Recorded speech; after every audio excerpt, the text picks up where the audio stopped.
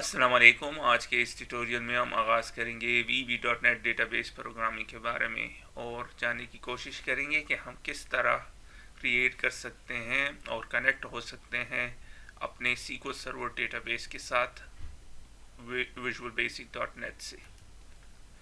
तो क्रिएट करते हैं एक नया प्रोजेक्ट।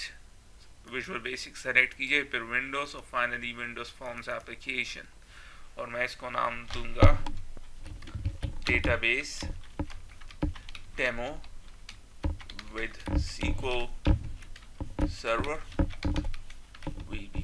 आप कोई भी नाम दे सकते हैं और फिर क्लिक कर दें ओके। और ये हमारे लिए ये एप्लीकेशन जनरेट कर देगा जिसमें एक सोल्यूशन है और उसमें एक डिफ़ॉल्ट प्रोजेक्ट। अब सबसे पहले मैं डिज़ाइन करता हूँ इस फॉर्म को, रिसाइज कर दें इसको और इसकी कुछ प्रॉपर्टीज़ को सेट करते हैं और मैं इसे नाम देता हूँ मैनेज स्टूडेंट्स फॉर्म और या स्क्रीन।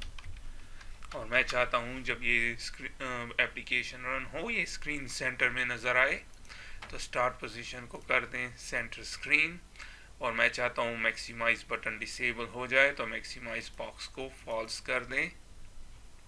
और मैं चाहता हूँ जब ये प्रोग्राम रन हो तो यूज़र इसको रिसाइज ना कर सके। करंटली इसको रिसाइज कर सकते हैं, तो किस तरह करेंगे, प्रॉपर्टीज़, और इसमें एक फॉर्म की प्रॉपर्टी है फॉर्म बॉर्डर स्टाइल जो कि साइजेबल है, जिसका मतलब है कि रिसाइज कर सकते हैं। तो मैं इसको कर देता हूँ फिक्स्ड सिंगल। अब रन करते हैं और आप देख रहे हैं रिसाइज नहीं कर सकते। इसके अलावा मैं एक और काम करता हूँ, इस फॉर्म को मीनिंगफुल नाम देता हूँ। राइट क्लिक कीजिए, रीनेम, और कोशिश कीजिए कि आप इसको डिलीट ना कर दें वरना फिर काम नहीं करेगा। और मैं इसको नाम देता हूँ मैनेज स्टूडेंट्स फॉर्म।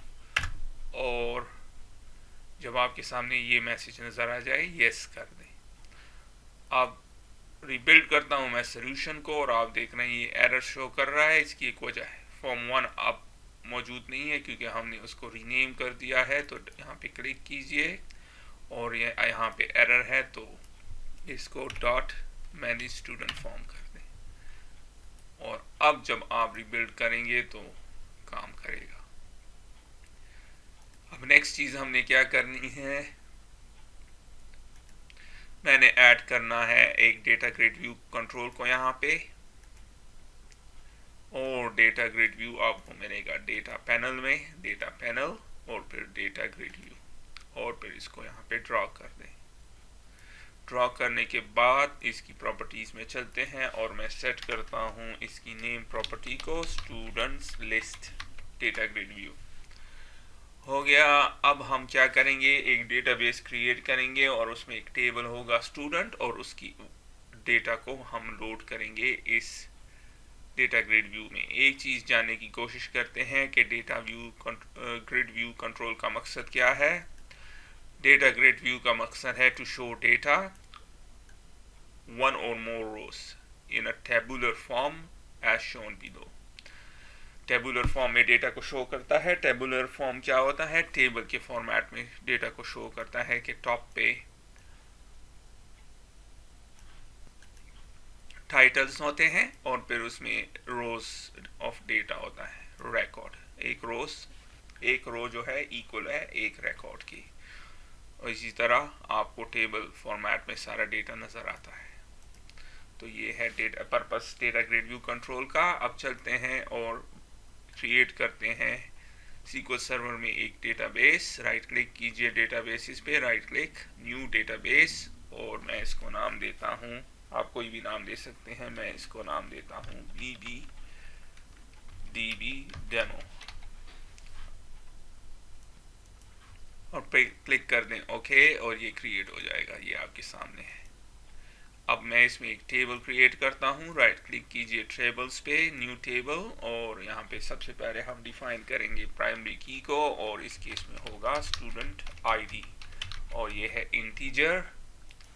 और हम इसको राइट प्राइमरी की बना सकते हैं। राइट क्लिक कीजिए और फिर सेट प्राइमरी की। हो गया। लेकिन हम चाहते हैं ये इंटीजर वैल्यू ऑटोमेटिकली इंक्रीमेंट हो, तो हमने एक प्रॉपर्टी को सेट करना है और वो है आइडेंटिटी। करंटली नो है, इसको यस कर दें, अब ये ऑटोमेटिकली अपडेट होगा।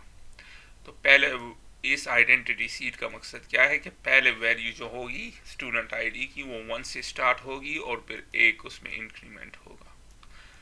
अगर हम इसको 1001 कर दें तो पहली वैल्यू जो स्टार्ट होगी वो 1001 होगी और फिर नेक्स्ट वैल्यू इंक्रीमेंट हो जाएगा 1 से, तो 1002 हो जाएगी।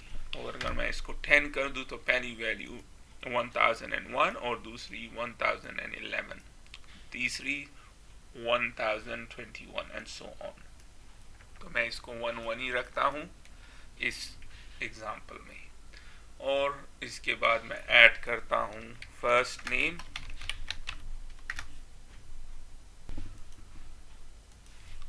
फर्स्ट नेम याद रखें आपने इसमें गैप नहीं देना, फिर ना काम नहीं करेगा। और इसके बाद इसकी डेटा टाइप क्या है, n varchar और 50 का मतलब क्या है कि 50 कैरेक्टर मैक्सिमम यहाँ आने चाहिए। अगर आपने ज़्यादा करने हैं सिर्फ ऐड कर दें, लेकिन मैं इसको 50 रहने देता हूँ। अब एक बात है कि n varchar और यहाँ पे एक और डेटा टाइप है varchar, इसमें क्या फ़र्क है। n varchar में आप उर्दू के कैरेक्टर भी यूज़ कर सकते हैं, जापानीज, कोरियन, कोई भी लैंग्वेज के कैरेक्टर्स आप सेव कर सकते हैं। लेकिन अगर आपने varchar को यूज़ किया तो आप सिर्फ यहाँ पे सेव कर सकते हैं रोमन कैरेक्टर्स, जैसे कि इंग्लिश के कैरेक्टर्स होते हैं। तो मैं इसको रहने देता हूँ n varchar। फिर एक और वैल्यू सेलेक्ट करते हैं कॉलम और उसे मैं नाम देता हूँ लास्ट नेम और ये भी n varchar। और हम चाहते हैं ये नल ना हो तो इसको रिमूव कर दें। और फाइनली ईमेल और उसे भी n varchar 50 और उसको नल रहने देते हैं। अगर हम एंटर ना करें, सॉरी, अगर हम इस वैल्यू को एंटर नहीं करेंगे तो ये हमें एरर नहीं देगा। अब सेव करते हैं, यहाँ पे क्लिक कीजिए सेव और इसको नाम दीजिए स्टूडेंट्स। याद रखें इसको हमेशा प्लूरल में रखें, उसकी एक वजह है क्योंकि हम यहाँ इसमें एक से ज़्यादा स्टूडेंट के रिकॉर्ड्स को सेव करेंगे, तो बेहतर ऑप्शन ही है इसको स्टूडेंट्स रखें और क्लिक कर दें ओके और सेव हो जाएगा। अब रिफ्रेश करता हूँ और आपके सामने स्टूडेंट का टेबल है जिसमें करंटली कोई वैल्यू नहीं है। अब इसमें कुछ डेटा को ऐड करते हैं और चलते हैं राइट क्लिक एडिट टॉप 200 रोज और यहाँ पे मैं लिख देता हूँ मार्क और उसका सेकंड लास्ट नेम स्मिथ है और उसका ईमेल जो है mark@gmail.com। और आप देख रहे हैं पहली वैल्यू 1 से स्टार्ट हो गई है। आइडेंटिटी सीट हमने 1 रखा था। आप जिम जॉनसन और जॉनसन @hotmail.com और फिर आखिर में अब आप देख रहे हैं इंक्रीमेंट 1 से हुआ तो सेकंड वैल्यू 2 है। अब इसको करते हैं जावेद इकबाल और इस जो ईमेल आया है iqbal@yahoo.com और आप देख रहे हैं ये वैल्यू सेव हो गई। अब हम क्या करते हैं, क्लोज करते हैं और अब हम इस डेटा को जो कि हमने एंटर किया है लोड करेंगे इस डेटा ग्रिड व्यू कंट्रोल में। तो किस तरह, जब ये फॉर्म रन होगा तो फॉर्म लोड इवेंट होता है, एट दैट पॉइंट हम इसमें लोड करेंगे। तो किस तरह, अब फॉर्म को सेलेक्ट कीजिए, कहीं भी क्लिक करें और फिर इवेंट्स में चलते हैं और ये डिफ़ॉल्ट इवेंट है। डिफ़ॉल्ट इवेंट का मतलब यह है जब हम यहाँ पे डबल क्लिक करेंगे तो ये हमारे लिए वो इवेंट जनरेट कर देगा, फॉर्म लोड इवेंट हो गया। अब हमारे पास फॉर्म लोड इवेंट है और हम क्या चाहते हैं, जब फॉर्म लोड हो तो क्या हो, डेटाबेस की ये डेटा को इस टेबल की डेटा को लोड कर दो इस डेटा ग्रिड व्यू कंट्रोल में। तो किस तरह, इस कंट्रोल की एक प्रॉपर्टी है डेटा सोर्स, जिसका मकसद है कि डेटा कहाँ से आ रहा है। तो हम नाम लिखेंगे कंट्रोल का student list data grade view फिर डेटा सोर्स। और अब डेटा सोर्स क्या है, इस केस में हम यूज करेंगे फंक्शन जो कि रिटर्न करता है डेटा टेबल को। तो फंक्शन का नाम क्या है, get employees list, sorry get students list.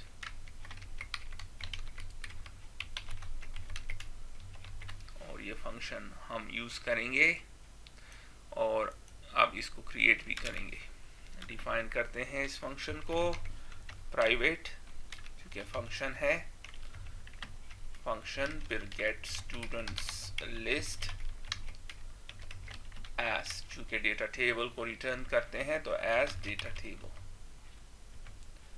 Data table को रिटर्न करेगा। अब डिफाइन करते हैं इनसाइड एक डेटा टेबल को, सो dim dt students as new data table हो गया। और अब इसको रिटर्न करते हैं हम, रिटर्न स्टूडेंट्स। रिटर्न क्यों करते हैं, क्योंकि फंक्शन है और इसने डेटा टेबल को रिटर्न करना है, तो आपने हर हाल में रिटर्न करना है।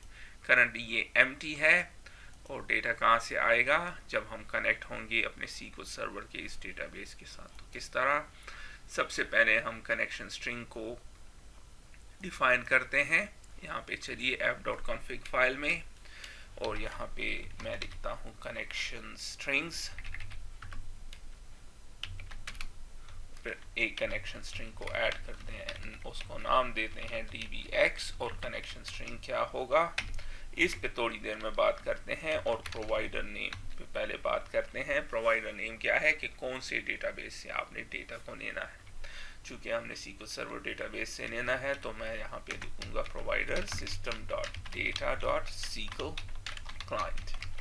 हो गया। अब कनेक्शन स्ट्रिंग, कनेक्शन स्ट्रिंग को याद करना बहुत मुश्किल है, तो आसान तरीका क्या है, सर्वर एक्सप्लोरर में चलिए, डेटा कनेक्शन, और इसमें सेलेक्ट कीजिए SQL सर्वर और फिर क्लिक कर दें ओके। और ये अब आपसे मांग रहा है सर्वर नेम, यहाँ पे कोई सर्वर नेम मौजूद नहीं है, तो यहाँ पे चलते हैं और ये है सर्वर नेम, तो इसको कॉपी कर दें, कैंसिल, और यहाँ पे डाल दें। जब आप डालेंगे तो ये ऑप्शन अवेलेबल हो जाएगा, और यहाँ से अपने डेटाबेस को सेलेक्ट कीजिए जो कि है VVDB डेमो। हो गया। कनेक्शन को टेस्ट कीजिए, वो काम कर रहा है। अब एडवांस में चलिए और आपने डेटा सोर्स से ये कॉपी करना है। जब आप कॉपी कर दें तो कैंसिल कर दें और इसको यहाँ पे पेस्ट कर दें। तो आप देख रहे हैं हमारे पास अब कनेक्शन स्ट्रिंग मौजूद है। अब हम इसको यूज करेंगे अपने एप्लीकेशन में।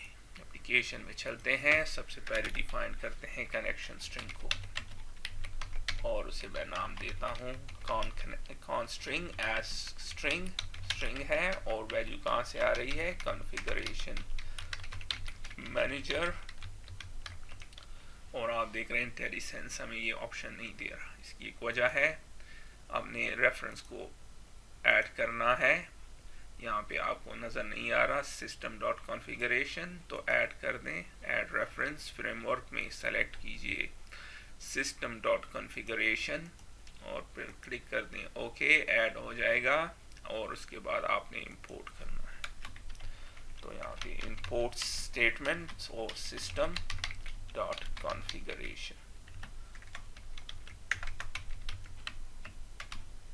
हो गया। अब ये ग्रीन हो जाएगा। अब हम इसको यूज कर सकते हैं कनेक्शन स्ट्रिंग, और कनेक्शन स्ट्रिंग क्या का नाम क्या है, dbx। अगर आपको याद हो तो मैंने इसको dbx नाम दिया था, और फिर कनेक्शन स्ट्रिंग हो गया। अब हमारे पास कनेक्शन स्ट्रिंग मौजूद है, हमने अब कनेक्ट होना है अपने SQL सर्वर के साथ। सॉरी ये विजुअल बेसिक है, तो किस तरह, dim SQL con as new SQL connection। और आप देख रहे हैं IntelliSense हमें ये ऑप्शन नहीं दे रहा है, इसकी एक वजह है कि हमें इंपोर्ट करना पड़ेगा system.data.sql SQL क्लाइंट को। अब आप पूछेंगे कि कॉन्फ़िगरेशन के केस में तो हमने रेफरेंस को ऐड किया, इसके केस में क्यों नहीं किया? इसकी एक वजह ऑलरेडी मौजूद है, system.data, तो हमें इसकी ज़रूरत नहीं है। अब ये ग्रीन हो गया और अब ये मांगेगा कनेक्शन स्ट्रिंग। इसकी कुछ 3 वर्जन्स हैं, एक कनेक्शन स्ट्रिंग, तो आपसे कनेक्शन स्ट्रिंग मांग रहा है और इसको यहाँ से कॉपी करके यहाँ पे पेस्ट कर दें। हो गया। अब हमने कमांड डिफाइन करना है, तो cmd as new SQL command,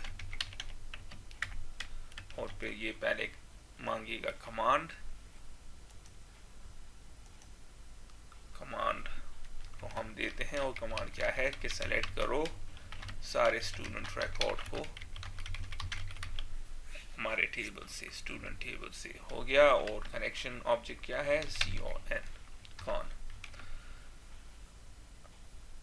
अब हमने क्या करना है, इस कनेक्शन को ओपन करना है वरना काम नहीं करेगा। कनेक्शन ओपन हो गया। नेक्स्ट चीज, हमने अब डेटा को रीड करना है, और उसको किस तरह रीड करेंगे?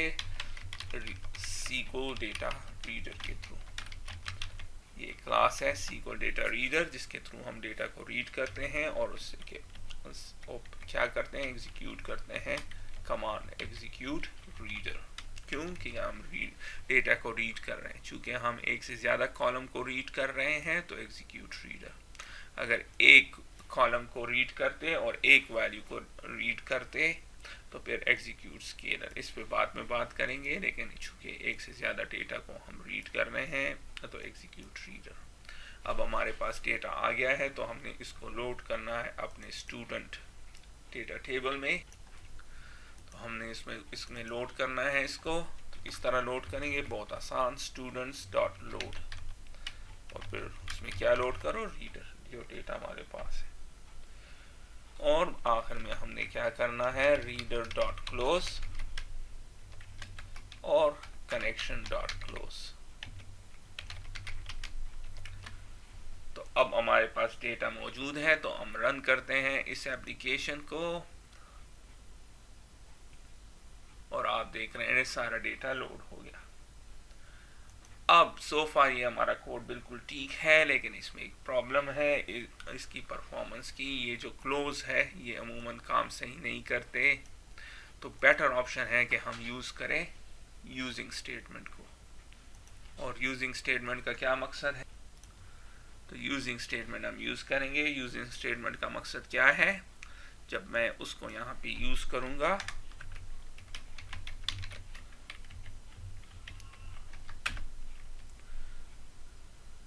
तो जैसे ये स्टेटमेंट यहाँ पे फिनिश होगा, कनेक्शन क्लोज ऑटोमेटिकली हो जाएगा।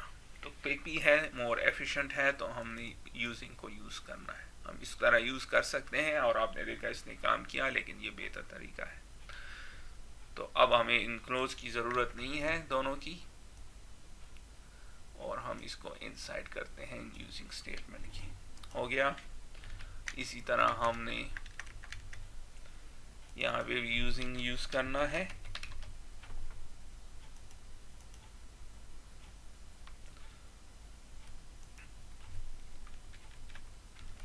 एंड यूजिंग, तो हो गया। दोनों जगह पे यूजिंग हमने यूज़ किया। हम यहाँ पे भी यूज़ कर सकते हैं अगर हम चाहे।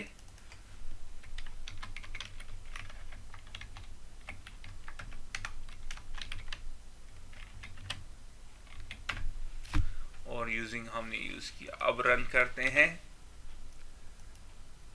और आप देख रहे हैं डेटा स्टिल लोड हो रहा है, लेकिन ये बेटर कोड है पहले वर्जन से के मुकाबले में। अब आप देख रहे हैं जब ये एप्लीकेशन रन होता है तो हमने इसमें थोड़ी सी इसकी यूज़र इंटरफेस को इम्प्रूव करना है।